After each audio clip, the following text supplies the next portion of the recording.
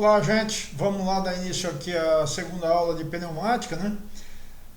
Só para avisar vocês aí que vou continuar o assunto. Essa aula de hoje é que eu vou tentar comentar tudo sobre compressores e comentar tudo sobre linha de ar comprimido, tá?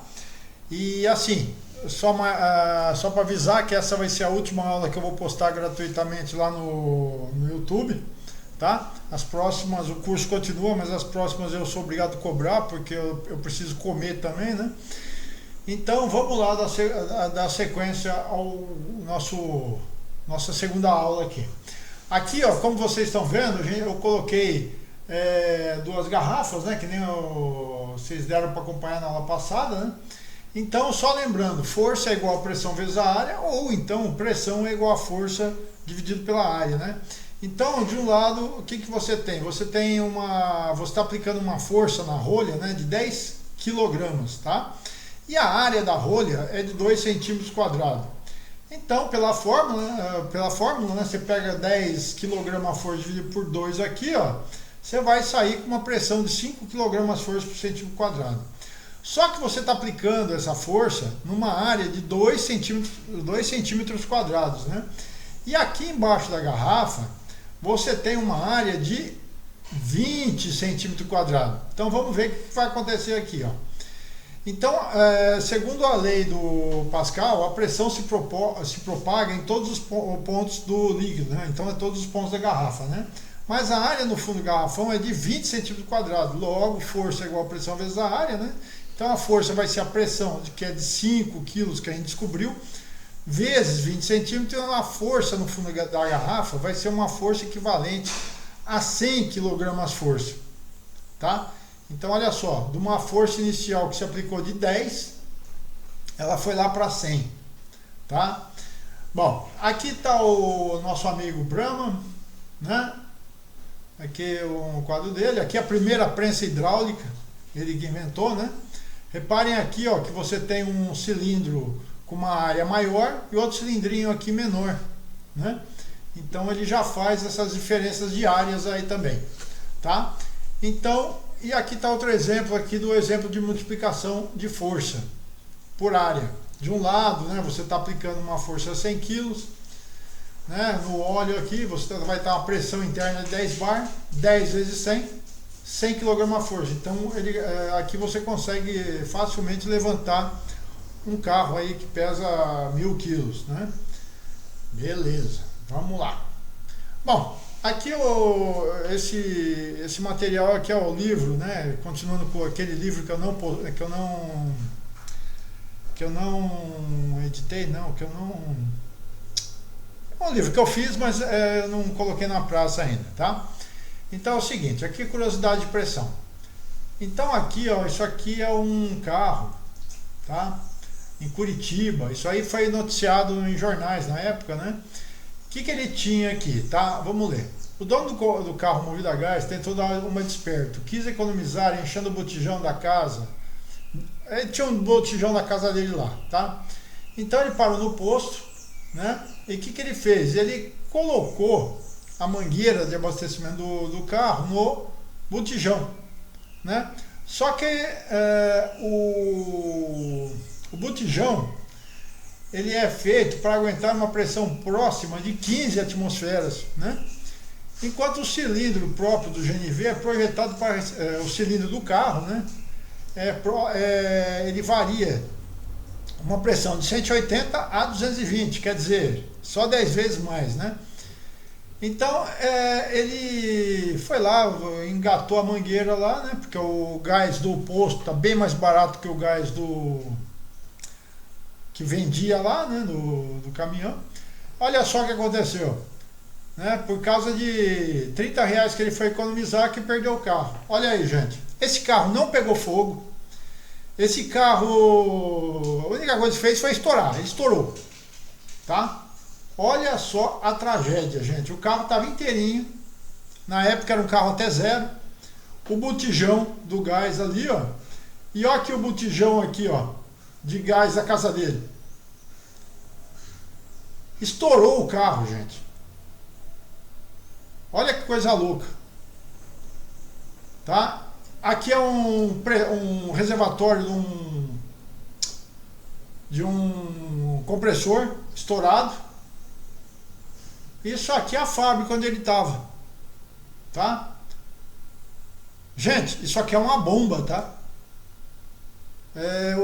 Na guerra, o que mata não é quer dizer, a explosão de uma granada e tal, mas o que mata mesmo, né, é o choque do ar, né? Olha só, aqui ó, o camarada foi descarregar um vagão. Aqui ó, essa chapa, gente, tem uma chapa de meia polegada ou 3/8, uma chapa grossa, 10 milímetros no mínimo. O camarada foi descarregar um vagão de trem de combustível, né? Só que ele esqueceu de abrir a tampa lá em cima, tá? Lembra da história do reservatório que eu falei pra vocês? Não é tirar aquela tampa e botar qualquer tampa que vocês verem, não. Aquilo lá é um filtro de ar, tá? E olha só o que aconteceu. O cara bombeou o gasolina, sei lá o que, né? E sem abrir a tampa. Olha que a pressão fez com o vagão do cara, tá? Bom, então isso aí, gente, é perigo. Aqui eu comentei dos perigos com ar comprimido, tá? Parece simples, mas é bom sempre tomar cuidado com ar comprimido, né? Foi até aquela brincadeira que eu falei na aula passada, que já inventaram um equipamento muito bom para se fazer limpeza na máquina, limpeza no chão, que se chama vassoura, então escova, né? Então evitem usar o ar comprimido para fazer limpeza, tá? Fora que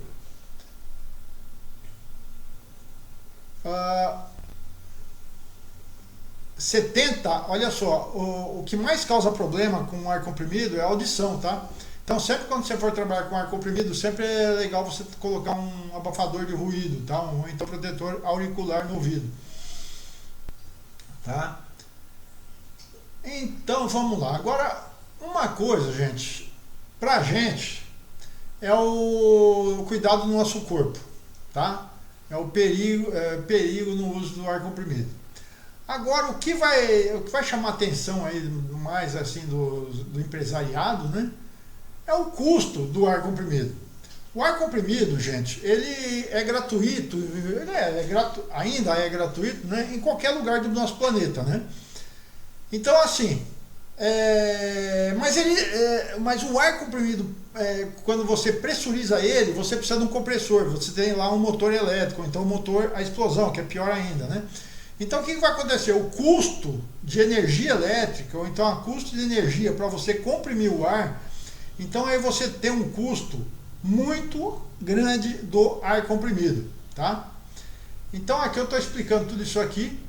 Eu vou passar esse material para vocês. Então tá aqui todos os custos do ar comprimido. E tem uma conta rápida aí que... Nossa, é coisa que você...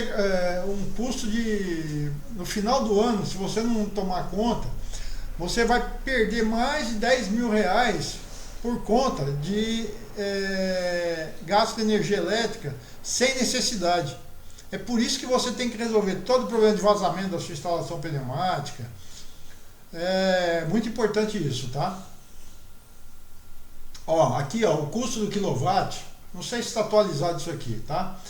É 33 centavos, tá? Então é 33 centavos um metro cúbico. Então aqui é um custo meio alto, tá? Então aqui eu estou explicando tudo isso aí. Aqui eu estou explicando mais algumas particularidades que eu não vou entrar nesse assunto aqui. Mas isso aqui eu vou parar um pouquinho, tá? Qualidade do ar comprimido. Tipos comparáveis de energia, como gás, água e eletricidade, normalmente são fornecidos no local de produção por fornecedores externos. Esses fornecedores devem estar em conformidade com padrões de qualidade ambientais e de segurança estabelecidos por reguladores, clientes e organizações industriais. Em oposição, o ar comprimido normalmente não é fornecido por fornecedores externos, mas sim produzido localmente. Portanto, é de responsabilidade do usuário satisfazer exigências de qualidade e reduzir os custos de produção o máximo possível. O ar comprimido é uma forma de energia benéfica em muitos sentidos. Ele é limpo e seguro, fácil de armazenar e transportar e é muito útil para aplicações industriais altamente diversificadas. O ar comprimido pode ser utilizado para tudo, desde operar chaves de fenda e ferramentas semelhantes a criar movimentos de elevação ou para limpar superfícies, como sopro, etc. Não é bom você ficar usando como limpeza, mas tudo bem. Então, as seguintes variáveis são importantes para a geração do ar comprimido. Tá? Você tem que ter a vazão, pressão, teor de água, teor de partícula sólida e teor de óleo. Tá? Preparação do ar comprimido. O ar comprimido, a sua temperatura, quando você comprime o ar, a temperatura se eleva. O vapor de água presente no ar, é a umidade relativa, é concentrado e transforma-se em vapor com alta temperatura. No resfriamento do ar comprimido, o vapor se condensa. Partículas sólidas também podem estar presentes, fragmentos de óleo queimado, partículas metálicas resultando do atrito de partes móveis do compressor e partículas aspiradas pelo compressor, fumaça. Consiste a preparação do ar comprimido, a compressão, redução de temperatura, remoção de água, remoção de partículas sólidas, controle de pressão e adição de lubrificantes. Tá? Tem muito equipamento pneumático que se diz isento de óleos, tá? Mas ferramentas, principalmente, empresas que têm ferramenta, bombas, você tem que cuidar desse adição de lubrificantes, tá? Mas essa adição de lubrificante a gente vai ver logo aqui na frente que você pode colocar isso aí no filtro regulador lubrificador, tá? Bom, vamos começar, gente, a falar dos compressores. Aqui a simbologia dos compressores, tá? São máquinas que servem para comprimir o gás à pressão desejada, transferindo a energia de forma de trabalho, aplicando-se força. Assim como bombas são capazes de produzir duas grandezas, são elas pressão e vazão. Tá? São classificados em dois sistemas conceptivos, no qual baseiam todos os tipos de compressores de uso industriais, que são compressores volumétricos e compressores dinâmicos, tá? Que é o turbocompressor. No diagrama abaixo está a forma organizada de classificação dos compressores, blá, blá, blá. Tá aqui, ó. Então, compressores, gente, tem o compressor de êmbolo linear, compressor rotativo e turbocompressor. Os compressores de êmbolo linear é o compressor de membrana e o compressor de êmbolo. É o famoso compressor de borracharia, tá?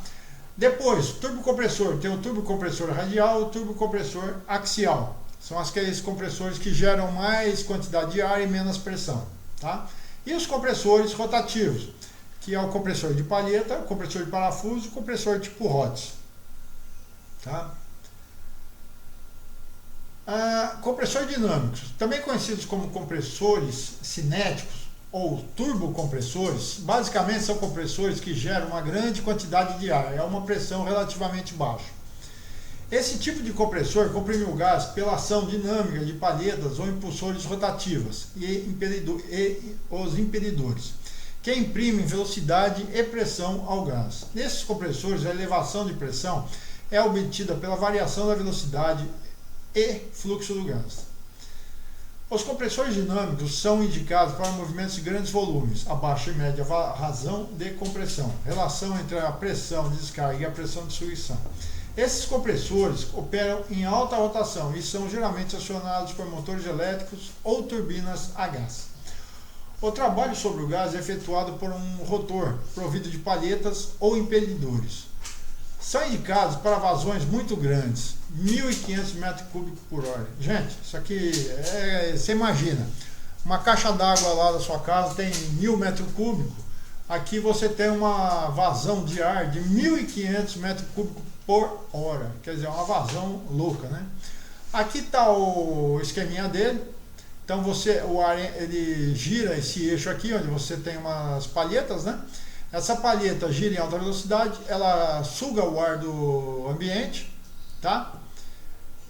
E a cada volta que ele dá aqui, ó, ele vai pressurizando. Então o ar sai mais ou menos sai com uma baixa pressão, mas sai com uma grande quantidade de ar, tá? E aqui uma fotografia do bichão aqui, ó, tá?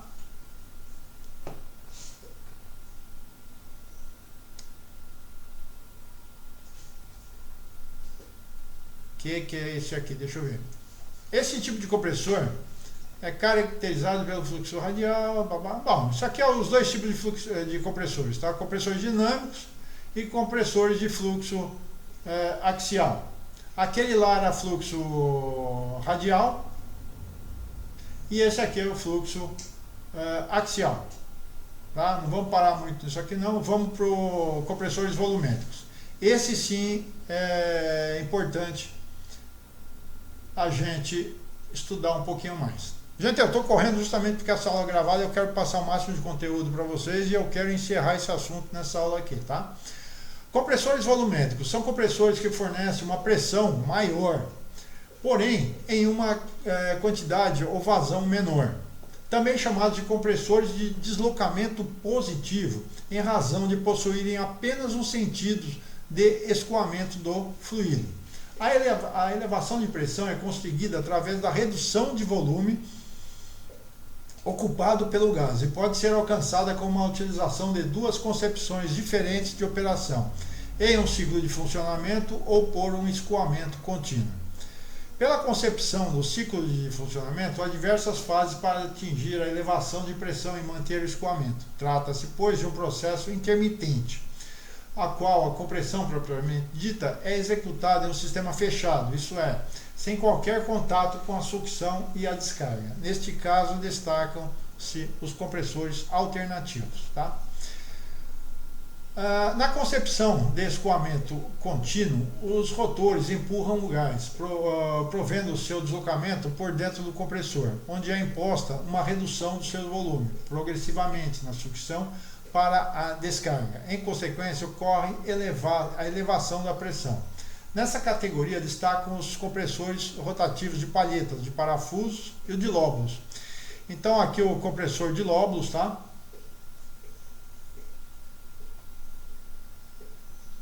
E aqui o compressor de palhetas, tá? Então o que acontece? A palheta aqui está girando em alta velocidade, né? A palheta está sempre fazendo um movimento da força centrífuga, né? Ela está jogando contra o estator, né? As palhetas contra o estator, só que está girando, né? E o eixo está aqui, só que gira em alta velocidade, ele joga a palheta contra a parede do estator. E aqui, ó, ele puxa o ar e aqui ele começa a comprimir o ar até jogar o ar comprimido aqui pro outro lado, tá? Então, tá aqui. E finalmente, vamos lá. Vamos chegar nesse compressor aqui, ó. Gente, esse compressor é o compressor de parafuso, é o compressor mais moderno que existe, tá? Ele tem a vantagem de você poder regular a velocidade do motor, tá? Regulando a velocidade do motor através do inversor, você consegue controlar a vazão e a pressão no seu sistema. Esse tipo de compressor você não necessita de pulmão do ar, você já pode ligar o ar diretamente com a sua linha, com a sua rede de ar, tá? Da indústria. Outra coisa, esse compressor aqui, ele já no corpo dele, ele já tem um resfriador, um sistema de tratamento de ar. Então esse compressor é um compressor muito que as empresas aí, a maioria já estão trocando por esse tipo de compressor, tá? O próprio ruído dele é menor, ele não tem ele não tem contato entre as peças, apesar daqui na foto vocês acharem que tem contato, é quase tendendo a ter o contato, mas não tem o contato. Deu para entender? É muito, o negócio é coisa de microns, tá? O espaçamento entre um rotor macho e o rotor fêmea aqui, né? São dois rotores, tem um rotor macho e um rotor fêmea. O espaçamento entre os dois, isso aqui é uma usinagem bem fina, tá? O espaçamento disso aqui é coisa de microns, tá? Então ele não tem contato e por causa disso ele tem um ruído menor, tá? E não tem peças, o desgaste dele é bem menor também, tá? Então é um compressor chique, tá? Vamos ler aqui. O compressor de parafuso foi uma inovação importante, desenvolvida por Patrick Dennison e Ralph Leishman em 1955 e em 1967. Tá vendo, gente? É muito recente. Ivar Trulson projetou o bem-sucedido compressor estacionário isento de óleo e com acionamento elétrico. Tem a vantagem de fornecer o ar sem vibrações continuamente. São fornecidos com inversor de frequência e sensor da rede de ar, o que regula a rotação do motor de acordo com o consumo da empresa, podendo variar de 0 e chegar à rotação final de até 12.000 RPM. É um compressor com uma relação de compressão estabelecida. Os elementos rotores de parafuso são sincronizados por meio de engrenagens externas ao espaço de compressão. Como os rotores não se tocam entre si nem com a carcaça, não existe a necessidade de lubrificação dentro da câmara de compressão, proporcionando um ar isento de óleo. A ausência de válvulas de admissão e de descarga e de forças mecânicas desbalanceadas permite que o compressor de parafusos opere com altas velocidades no eixo. Consequentemente, existe a combinação de capacidades elevadas com pequenas dimensões externas. Os compressores de parafuso são usualmente empregados como unidades de carga de base. A regulagem da capacidade ou alívio do compressor é usualmente feita por uma válvula que fecha o suprimento de ar ao compressor. A tubulação de descarga é provida de uma válvula de retenção que se fecha quando não há demanda de ar. Quando aliviado, o ar é conduzido através de uma passagem do elemento de alta pressão para a admissão, a fim de evitar que o compressor se transforme numa bomba de vácuo. A válvula de retenção inserida na tubulação de descarga também serve para evitar que o compressor trabalhe como um motor pelo retorno de ar sob a pressão da linha e do reservatório, quando está parado. Tá? E aqui é o compressor mais conhecido, né? O compressor alternativo. Então aqui eu estava explicando na aula passada, aqui tem uma foto melhor, que aqui dá para explicar bem o que é compressor de 1, 2, 3 e 5 estágios. Olha só, gente. Aqui ó, você tem 1, 2, 3. Você tem 3 pistões aqui, tá? E a biela deve ficar aqui nesse eixo aqui. Aqui ó, quando o motor gira, ele gira essa roda gigante aqui e essa roda também aproveita para ventilar o compressor, tá? Vamos lá, então aqui vocês estão reparando que você tem um pistão com diâmetro maior, um pistão intermediário e um pistão menorzinho. Então o que acontece? Repare que o filtro, você tem 2 filtros de ar aqui nesse compressor, aqui e aqui. Então o ar ele é admitido nesse pistão ou nesse aqui e depois ele joga o ar para onde? Para esse pistãozinho menor, que aí sim ele vai jogar esse ar já comprimido para dentro do teu reservatório, tá? Então vamos lá.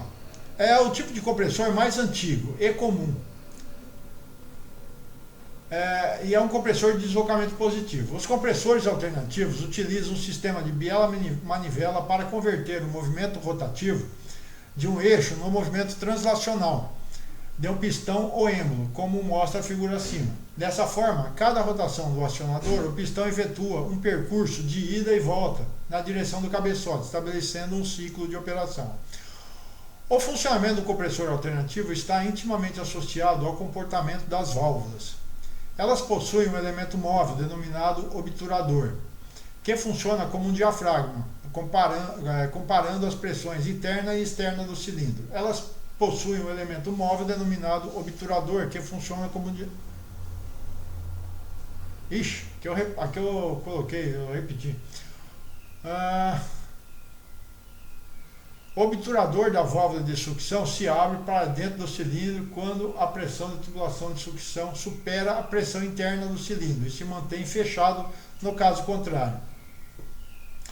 O obturador da válvula de descarga se abre para fora do cilindro quando a pressão interna supera a pressão de tubulação de descarga e se mantém fechado a situação. Tá, gente, isso aqui nada mais é que eu falei na aula passada. Se você pegar e for fazer manutenção, vocês chegarem a desmontar a cabeça do compressor aqui, vocês vão ter umas plaquinhas. Essa plaquinha ela trabalha assim, ó, tá? Se você inverter o posicionamento, você tá lascado, tá? Então toma bastante cuidado com isso aí. Aqui, ó, esse compressor é um compressor duplo que ele tem, ó, 5 estágios, tá vendo? 1, 2, 3, 4, 5, tá? Então é duplo, no mesmo giro é como se você tivesse 2 compressores em um, tá? Então é assim, gente, um pistão maior ele admite o ar, depois na hora que ele está voltando ele joga esse ar para cá, você tem um sistema de resfriamento. Depois, no segundo estágio, ele vai pegar esse ar já comprimido e ele vai comprimir esse ar um pouquinho mais, tá? Então é isso aí, tá? Então os compressores alternativos são ramificados em tipo de construção, que são os de tronco, cruzeta, pistão livre, labirinto e de diafragma. Aqui está o comparador dos tipos de parafuso, né?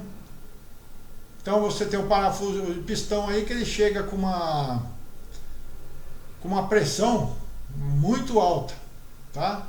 Só que ele tem uma limitação quanto a vazão, tá? Aqui a vazão é que pressão. Já o centrífugo tem isso aí, o parafuso, uma tabelinha, tá? Então você tem o pistão, parafuso, isso é um negócio interessante que eu coloquei aí, tá? Quantidade de compressores, tá? Assim que a vazão total do sistema for definida, estabeleça um fator de 20 a 50% para futuras ampliações e selecione 2 compressores que, somados, atendam a essa vazão. Um terceiro compressor da mesma capacidade pode ser adicionado à rede como stand-by ou reserva, tá? Gente, aqui, ó, se você colocar 1 ou 2 ou 3 compressores, você sempre vai ter a pressão máxima de um compressor. O que você vai mexer vai ser na quantidade de ar, tá? Então isso é uma solução legal para empresas onde você quer colocar mais que um compressor, tá? Ok. Vamos lá. Local de instalação do compressor. Isso aqui é importante, tá, gente? O compressor, ele tem vários cuidados que você tem que tomar com ele, né? Como já vocês viram na fotografia lá atrás, ele é uma bomba. Então você tem que cuidar direitinho para você evitar acidentes, tá? Então olha só, aqui eu escrevi, esse trecho aqui eu não copiei não, foi eu que escrevi. O ar é gratuito, o ar comprimido não. O ar comprimido é uma forma de energia cara. Lembremos os custos dos equipamentos da instalação e energia consumida pelo compressor. Esses números lhe darão uma ideia da importância do seu trabalho. Gente, aqui a instalação, eu não estou falando só do compressor não, tá? Estou falando do reservatório, estou falando dos resfriadores, estou falando de trocadores de calor, válvulas, a parte elétrica. Então a instalação dos compressores são caras, tá? Bom, nunca aceite soluções provisórias que podem, com o passar do tempo, tornarem-se efetivas. Insista em fazer uma instalação limpa, correta e segura. Trabalhar com tubulação é uma operação cara, inconveniente e trabalhosa. Portanto, um bom projeto envolvendo cálculos e escolhas de materiais da tubulação devem ser pensadas preliminarmente, antes de qualquer ação efetiva. O compressor deve ser instalado em um local próprio e amplo para facilitar a manutenção e eventuais mudanças devem estar no mínimo a 500 milímetros de qualquer parede. deve se lembrar que compressores são barulhentos. Espera aí, vamos fazer uma pausa aqui. Gente, um compressor, vocês já brincaram de... Eu, quando era moleque, a gente brincava de bombinha, né? Na época de São João, eu colocava a bombinha de dentro, assim, né? Dentro de uma latinha, né? Aí saía correndo, aí a hora que estourava a bombinha, o que a bombinha fazia com a lata? Jogava a lata lá para cima, né? É a famosa expansão do ar. Agora vamos pensar o contrário. Imagina que você está com um compressor. E esse compressor, você colocou ele numa sala bem apertadinha. E o que vai acontecer se o compressor estourar? Já viram, né? Não precisa nem falar mais nada, né? Então, você deixa 500 milímetros, né, meio metro, pelo menos, de espaçamento de qualquer parede. Porque aí o que acontece? Você vai dar uma chance do ar, pelo menos, o ar vai, se acontecer alguma tragédia ali, o ar ele vai se expandir e não vai te derrubar a empresa, como a gente viu lá naquela foto lá, né? É claro, se quebrar do jeito que quebrou aquele lá, vai te derrubar a empresa assim, tá? Vai tombar caminhão, vai matar negro. Então, mas assim, no mínimo, você deixa 500 milímetros de qualquer parede, tá? Outra coisa, compressores são barulhentos, né? Aliás, o principal inconveniente da pneumática é o ruído, tá? Então, você não deve instalar compressores instalados próximo a escritórios, manutenções ou laboratórios, já que são locais onde o ruído alto e contínuo pode trazer irritação e mudanças comportamentais aos ocupantes da área. Devem ser instalados em chumbadores em um piso firme com pés de borrachas. Deve estar nivelado. Usar aqueles pezinhos tipo vibra-stop, né? Deve-se abrigá-los de intempéries, raios solares, chuvas, ventos, etc. E o local deve ser arejado, com boa circulação de ar, e o ar deve estar limpo, sem poeiras e a uma temperatura de 20 a 25 graus. Tá? Nunca devem ser instalados em locais próximos de ar contaminado, como jatos de areia, fundições, pinturas, estradas de terra, esmerilhamento, polimento, caldeiras, etc.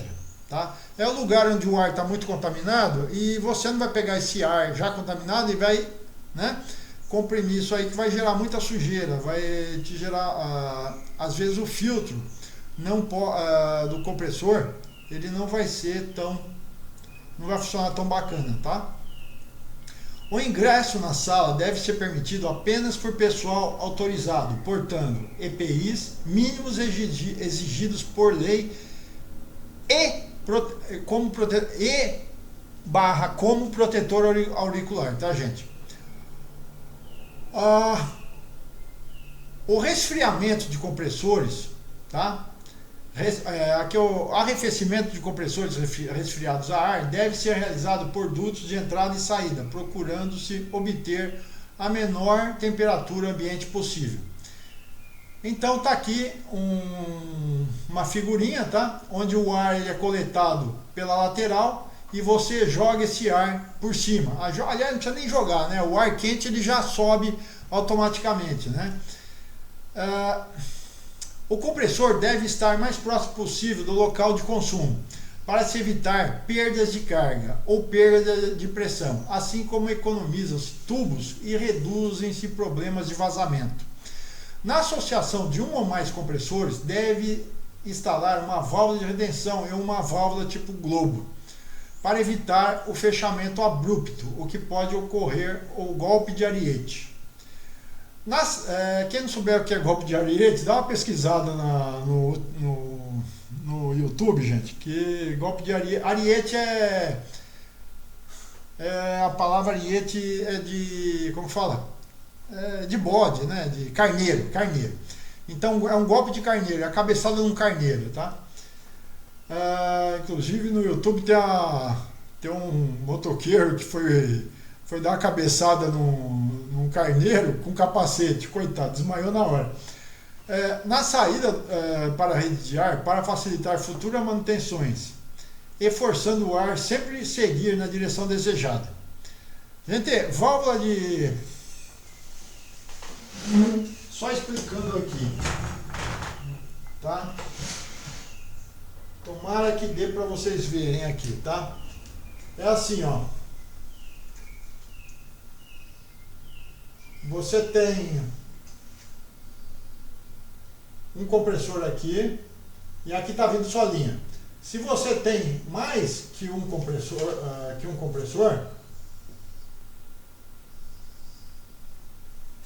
tá? Se você tem mais que um compressor para alimentar essa rede, você tem sempre que ter o trabalho de colocar uma válvula de retenção e uma válvula globo na saída. Por quê?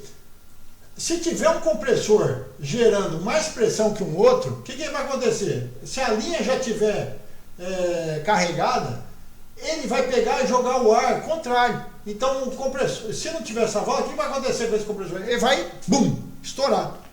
Então, por isso que o cuidado de quando você colocar mais que um compressor na sua rede de ar, você sempre colocar válvula de retenção e uma válvula globo. Tá? Importante isso aí, hein? Vamos lá. A válvula de segurança é indispensável. O ideal é haver uma válvula de segurança logo na saída de cada compressor, assim como uma válvula de retenção e registro. Tá, isso aqui eu já estou repetindo. A válvula de segurança... Tá, beleza. Gente, olha aqui uma instalação que eu fiz aqui, ó. Tá? O lugar é próximo ao local de consumo, que é do outro lado da parede. O ar aqui, ó, você está fechando o ambiente para qualquer curioso não ir lá ficar olhando o que tem dentro, tá? Mexer no teu compressor, na regular, essas coisas todas. Lembrando que isso aqui é um local perigoso, tá? O barulho, ele vai estar saindo aqui, ó, por essas portas aqui pela tela, né? Você não está com o compressor perto da sua administração, nem do laboratório. O ar aqui, ó, vocês estão vendo que ele está coletando o ar no ambiente limpo. Você está vendo que você fez um piso de concreto, tá? O ar aqui quente, ele está saindo por cima, ele está abrigado do sol, ele está abrigado da chuva, tá? Então isso aqui foi uma instalaçãozinha que eu fiz. Ah, e outra, essas portas com cadeado. Essas portas aqui, só o pessoal da manutenção tem acesso a esse local aqui, tá? Então notem que está o compressor aí, aqui é um compressor de parafuso, você tem um reservatório e tal, não sei o que, beleza? Ótimo, vamos lá. Aqui, gente, depois eu vou passar esse material para vocês, aqui como funciona a manutenção de compressores, tá? Aqui eu estou falando aqui, ó, que nem compressor está dando problema de... ventilação insuficiente... Não, está dando problema de irregularidade na compressão. Então, você vai dar uma olhada nessas coisas aqui, ó. Que pode ser qualquer uma dessas coisas aí. Aí está fazendo barulho normal, tem essas soluções aqui e assim por diante, tá? Ok, vamos lá. Vamos para os vazamentos do ar comprimido, tá? Toda rede de ar comprimido estão sujeitas a vazamento de ar e são comuns perdas de até 40% de todo o ar comprimido produzido. Portanto, identificar, eliminar e reduzir vazamentos de ar comprimido é uma das maneiras mais simples e eficientes de se economizar energia. Válvulas, tubos, mangueiras e conexões mal vedadas, corroídas, furadas e sem manutenção são responsáveis por vazamentos de enormes proporções em uma rede de ar pneumática. O método simples para estabelecer a grandeza dessas perdas é interromper o consumo de todo o ar comprimido da rede, mantendo os compressores em operação. Com isso, a pressão da rede chegará a seu limite máximo. Dependendo do tipo de controle de cada compressor, eles deveriam se desligar automaticamente ou entrar em alívio, pois não haveria consumo de ar. Se houver vazamentos, a pressão da rede cairá e os compressores voltarão a comprimir. Medindo-se o tempo de carga e alívio dos mesmos e sabendo da sua vazão efetiva, pode-se deduzir a magnitude total dos vazamentos. Gente, a vazão é medida em um volume por hora, tá? Então, assim, o compressor por hora te dá 1 metro cúbico de ar comprimido, tá? Se por acaso ele desligou, mas em meia hora ele ligou de novo, quer dizer, você está perdendo 500, meio metro cúbico ali de ar comprimido, tá? Então você tem que caçar o vazamento. Aqui está os custos de vazamento. Olha só, gente. Aqui está o diâmetro do furo na sua linha lá, vai. Se você tiver um furinho lá, por ano você está gastando 340 pila. Só que isso aqui é pouco, né? Isso aqui não dá nem para ouvir. O camarada nem dá conta disso aqui, tá? Agora se imagine se você tiver um vazamento em toda a sua linha referente a 3/8. 3/8, gente, é 10 milímetros, tá? Olha só quanto você gastou por ano. Isso é aquele negócio, eu nem sei se está atualizado isso aqui, tá? Ó, veja bem, aqui ó, o cara fez a conta em 25 centavos. Lá atrás eu mostrei a 39, né? Só que hoje eu não sei quanto está custando o quilowatt-hora. Dá para ver isso aí na conta de eletricidade, tá? Então, é por isso que eu estou falando. Você tem a instalação, você tem o custo lá, você toma um monte de cuidado com ar comprimido. Aí vem um Zé Ruela, vai varrer chão com ar comprimido. Pô, bicho, é para você cair da cadeira, né? Porque, pô, olha o que o cara... Imagina, um vazamento causa isso. Agora imagina o cara ficar lavando ferramenta, limpando o chão com ar comprimido. Quanto essa limpeza que poderia ser trocada com uma vassoura, né?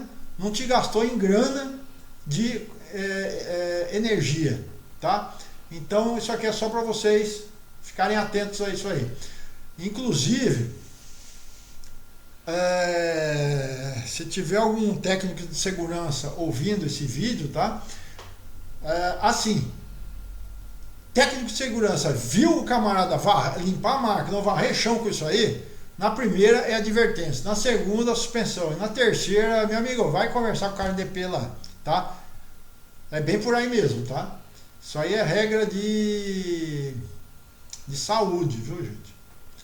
Vocês viram lá a quantidade de acidentes que você causa por causa do ar comprimido, tá?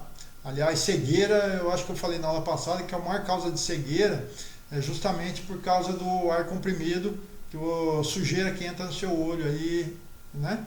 Por causa do ar comprimido. Bom, aqui aqui eu já estou começando a entrada do tratamento do ar comprimido. Vamos direto aqui, gente. Então, ar comprimido, gente, eu comentei já na outra aula que você precisa retirar óleo, água e sólidos do ar comprimido, né? Por quê? Eles causam obstrução nas válvulas, eles causam desgaste nas vedações. Nos cilindros, eles causam erosão dos componentes pneumáticos, redução da eficiência, né? Custo elevado de parada de máquina. Se você trabalha com ferramenta pneumática, bomba pneumáticas, né? Você vai ver que você... É assim, uma ferramenta pneumática, um equipamento pneumático, gente, por conhecimento próprio, são feitos para durar 5 anos. Ponto. Se por acaso ele está dando problema com menos tempo, automaticamente vai olhar a sua qualidade do ar, porque com certeza o seu ar não está legal, tá? Então, assim, você tem os equipamentos, né, para tratamento do ar comprimido, que aqui você tem o compressor, depois você vai ter o resfriador, depois você vai ter um pré-filtro, depois você tem um secador, você tem um resfriador e depois você tem um secador, tá? Depois você tem o pós-filtro, tá? Reparem que sempre está intercalando o filtro aqui. E só então você vai mandar esse ar para o seu reservatório, tá?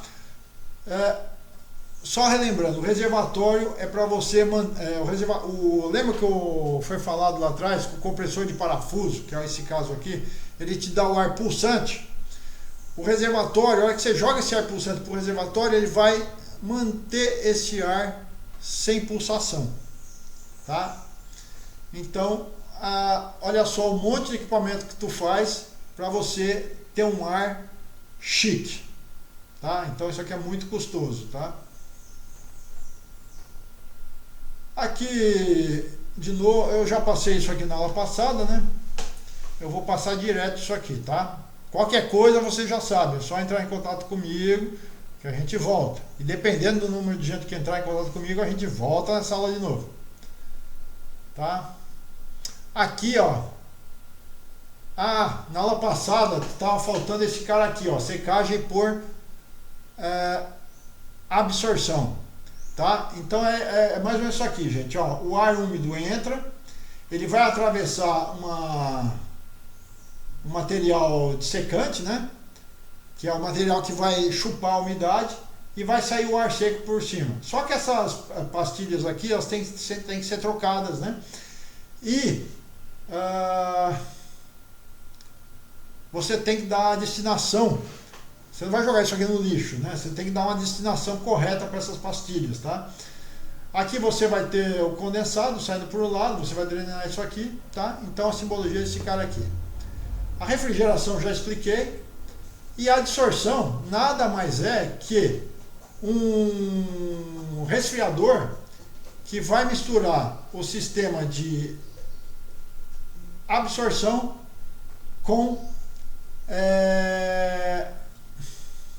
refrigeração, tá? Olha só, aqui você tem a refrigeração no meio, então ora um recipiente desse aqui ele está secando, ora o outro está regenerando.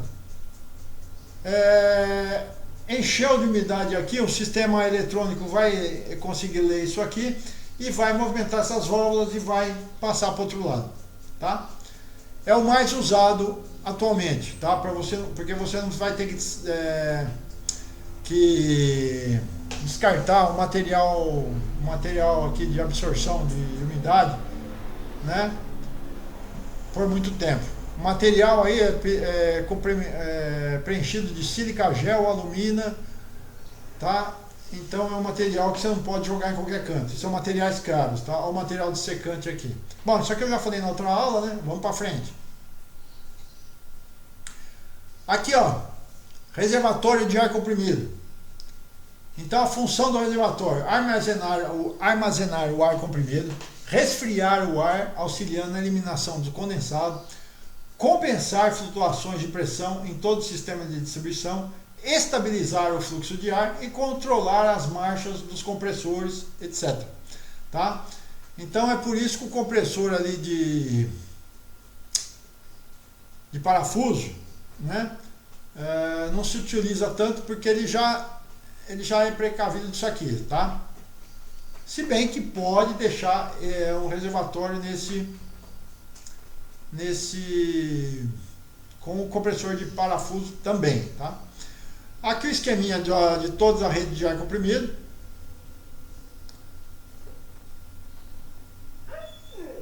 Perda de carga. Gente, rapidão, perda de carga. Se você tem um compressor, você tem que chegar com o ar aqui, você pode fazer isso aqui em linha reta? Pode, né?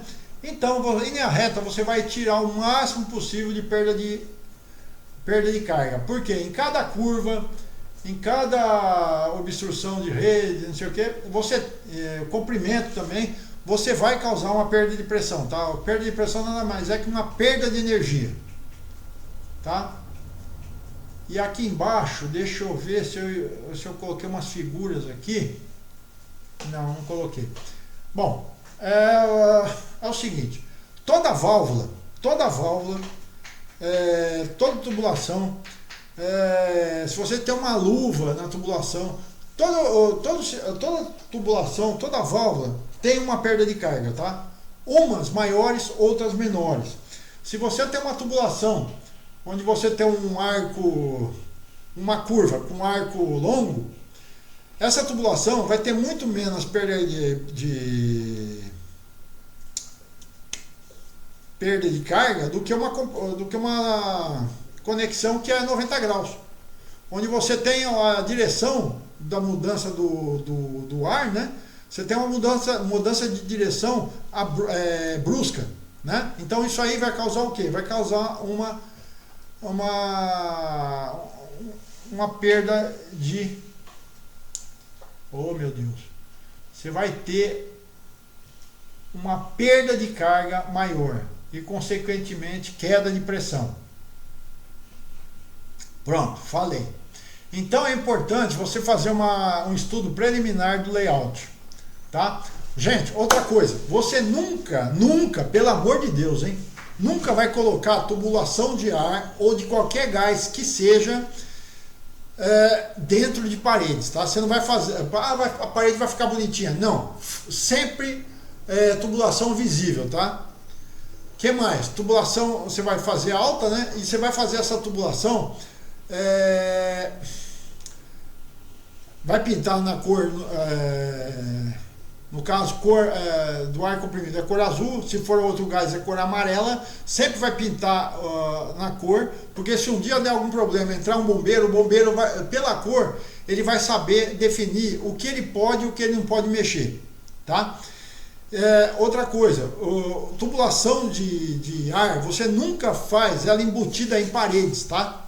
Por quê? Se ocorrer um vazamentinho, por menor que seja, ele você vai criar uma bomba dentro da parede. Uma vez aconteceu em Osasco, que teve um shopping veio abaixo, porque o camarada pegou e colocou a tubulação para ficar bonitinha, né, a tubulação do gás, ele pegou e colocou ela dentro de parede, tá? Então deu um problema grande esse negócio.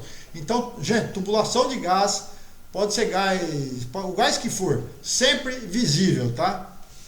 Outra coisa, se você tiver que atravessar uma rua, na sua fábrica lá, tem um galpão de um lado, um galpão do outro, e passa uma rua, você tem que passar a tubulação de um galpão para o outro, você sempre você abre uma vala, aqui ó, fazer até em caneta vermelha, tá? Então você tem um galpão aqui e outro galpão aqui, tá? Você tem que vir com o ar comprimido de um lado para o outro. Você vai fazer o seguinte, agora eu vou olhar nessa vista aqui, tá? Você vai cavar uma vala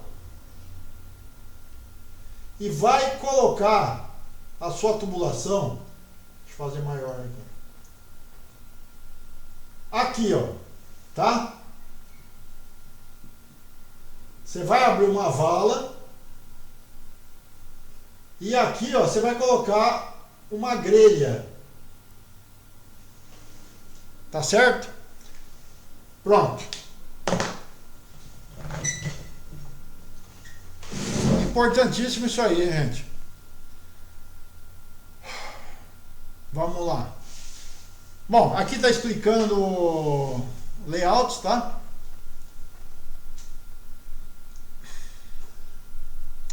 Aqui você tem uma rede. Aqui, ó, a diferença de... Aqui olhando de cima, tá? Olhando a vista de topo. Aqui, ó, se você tiver... Você pode montar a linha dessa forma aqui e você pode montar a linha dessa forma aqui. Dessa forma aqui, ó, se você colocar umas válvulas aqui, ó, de registro, se você quiser evitar que o ar venha só para essas duas máquinas, você fecha uma válvula aqui e uma válvula aqui. E aqui você só para essas duas máquinas, o resto da fábrica você deixa trabalhando. Já nesse sistema aqui, o que acontece? Se você der algum problema na rede de ar comprimido, você vai parar a fábrica toda, tá?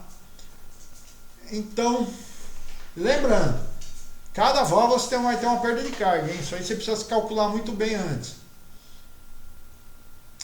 Bom, curvatura sempre dessa forma aqui, inclinação de 5 a 2%, colocar dreno, tomada de ar, bom, beleza, é isso aqui, tá? A tubulação principal, você deve ter sempre um lugar para cair, para escorrer o teu ar, a tua água, a umidade gerada. A bengala aqui pode ser a maior altura aqui. Aqui é onde você vai utilizar o seu ar, não é Firilube, é Lubrifil. Aqui você vai ter os purgadores, porque a tendência da água é sempre descer direto, a água não vai parar aqui, vai, né? A água sempre vai descer direto. E é isso aí. Aqui aquela tabelinha do vazamento de ar. Olha só, aqui eu fiz um cálculo, nesse meu livro aqui, um cálculo de... Olha lá, um cálculo do quilowatt custando a 31. Lá atrás o quilowatt estava 0,25, né?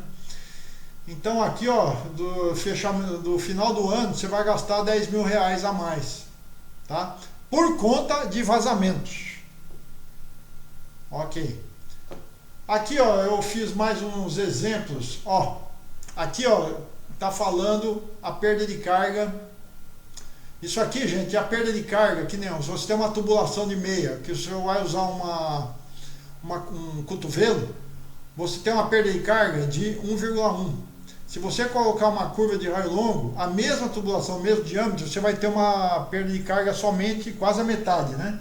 De 0,67. Então, por isso que sempre vocês devem preferir a curva de raio 90. Isso aqui, gente, é na estação de ar, na estação de óleo e lá na estação de água da sua casa também, viu?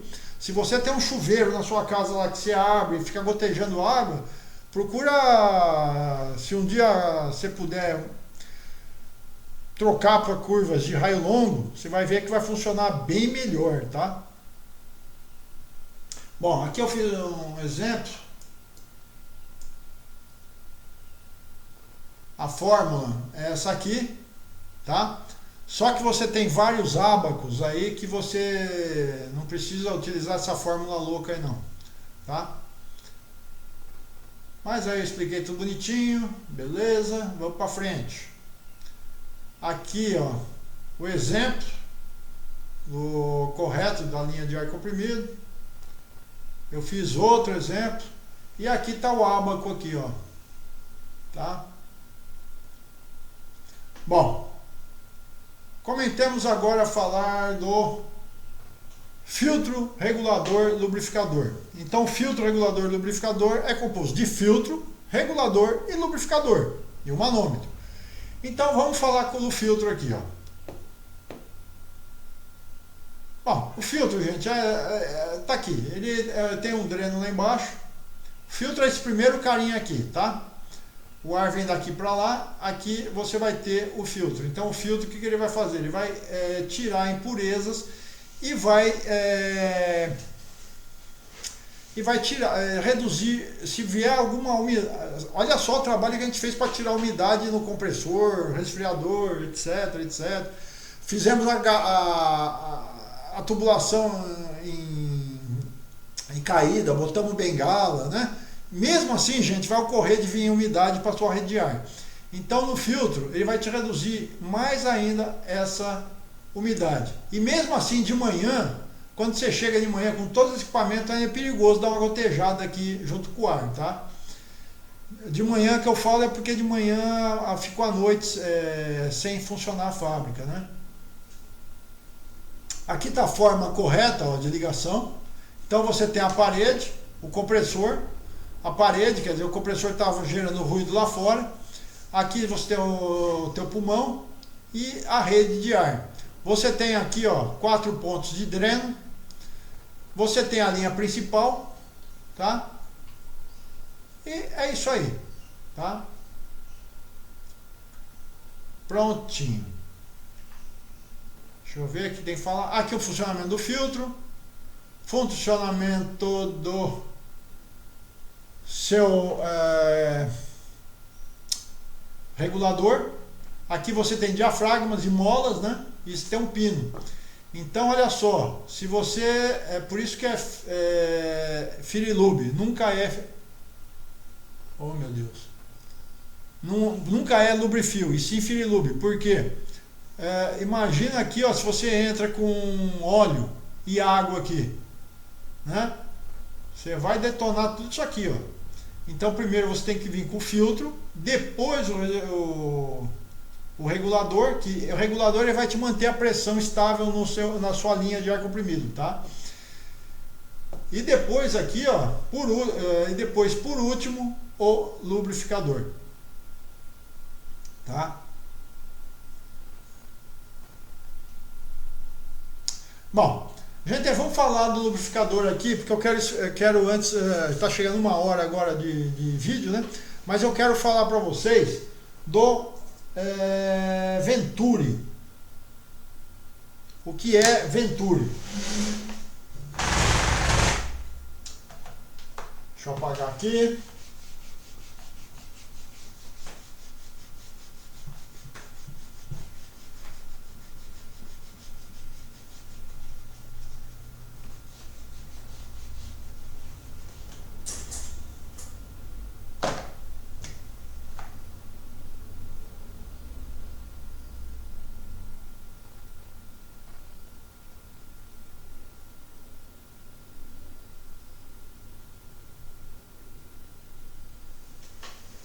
Ok.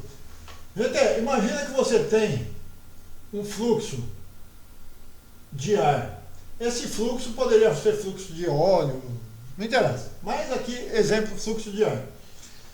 Aqui você tem uma velocidade. Você tem uma vazão e você tem uma velocidade. Tá? E você tem também uma área. Ok? Como que é a formulinha disso aqui? Vazão é igual a velocidade vezes a área, não é isso? Metro... como que é? Aqui é metro cúbico por hora, né? A velocidade é, sei lá, metro por segundo, e a área você tem metro por hora, para ficar igual, né? E aqui a área você tem metro. Certo? Olha só. E a fórmula é essa aqui. Então o que acontece? Você tem uma área aqui. Se você pegar e diminuir para uma área... Espera aí que a fórmula não é essa não. Ah não, é essa mesmo. Olha só, o que vai acontecer? Você vai ter a mesma vazão, só que a área vai ser menor. O que vai acontecer com a velocidade, gente? A velocidade vai lá para cima, né?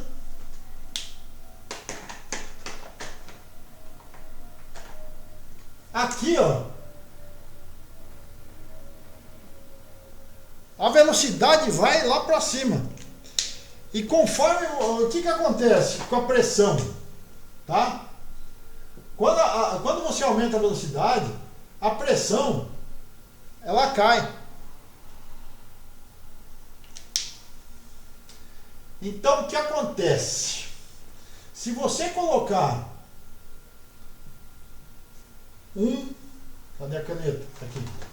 Se você colocar um tubinho aqui, o que vai acontecer? E aqui você tem, imagina que você tem tinta aqui. Tá? Isso aqui é tinta. O que vai acontecer? Aqui você vai causar uma pressão baixa. Então aqui você está tendo a pressão atmosférica do lado. Aqui você está gerando uma pressão menor que a pressão atmosférica. O que vai acontecer com a tinta? Uhul! Ela vai subir. É assim que funciona a pistola de pintura. Tá? A mesma coisa.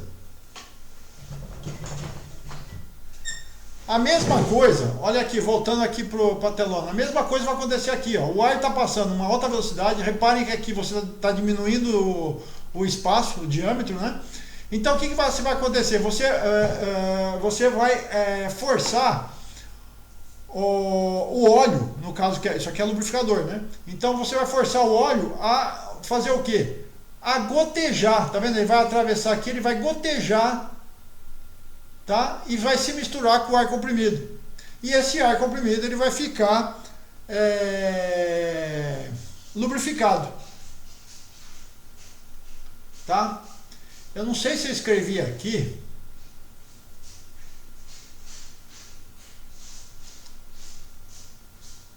Eu não sei se eu escrevi, mas gente, isso aqui é você regulando uma gota Uma gota por minuto é muito. Uma gota a cada 5 minutos, gente, já é o bastante, tá? Não precisa ter grande quantidade de óleo aqui não, tá? Aliás, só contando rapidamente o que aconteceu uma vez. Uma vez eu fui não vou falar o nome da empresa, né? Claro. Uma vez eu fui numa empresa, o que acontece? O camarada estava com o cilindro, ele estava avançando lento, começou a avançar lento uma máquina lá, tá? E aí o que acontece? O cara descobriu que se ele aumentasse a quantidade do óleo, o operador, né? O operador mexe mesmo, né? Ele foi lá e abriu um pouquinho do óleo. Ah, vai ver, tá pegando aqui, eu vou botar óleo para lubrificar, né? Aí o que acontece? Pô, a máquina melhorou no primeiro dia, né? No segundo dia, o que aconteceu? A máquina voltou a travar. O que ele fez? Aumentou mais o giglezinho lá em cima para abrir o óleo. Gente, sabe o que aconteceu com o cilindro? O cilindro estava cheio de borra.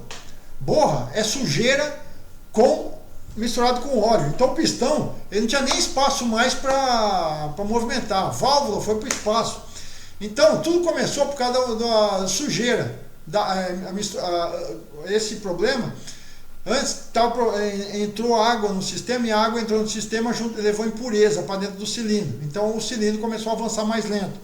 Aí o camarada, na primeira vez, o que fez? Ele lubrificou, né? Só que chegou uma hora que ele encheu o cilindro de borra, tá? Misturou água, óleo e sujeira. Travou a máquina do cara, tá? A válvula, ele teve que trocar tudo, jogar tudo fora, tá? Então, o cilindro, por mim, eu teria jogado fora também, mas ele fez, e quis limpar o cilindro. Então tudo bem, o cilindro deu uma limpadinha, tal, desmontamos, depois montamos de novo.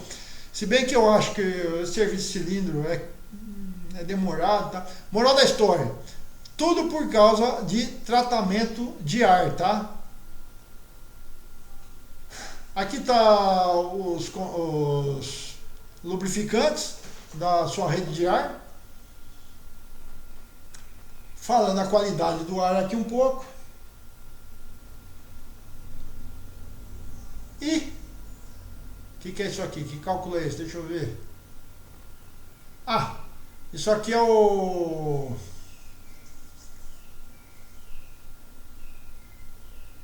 cálculo do coeficiente de vazão.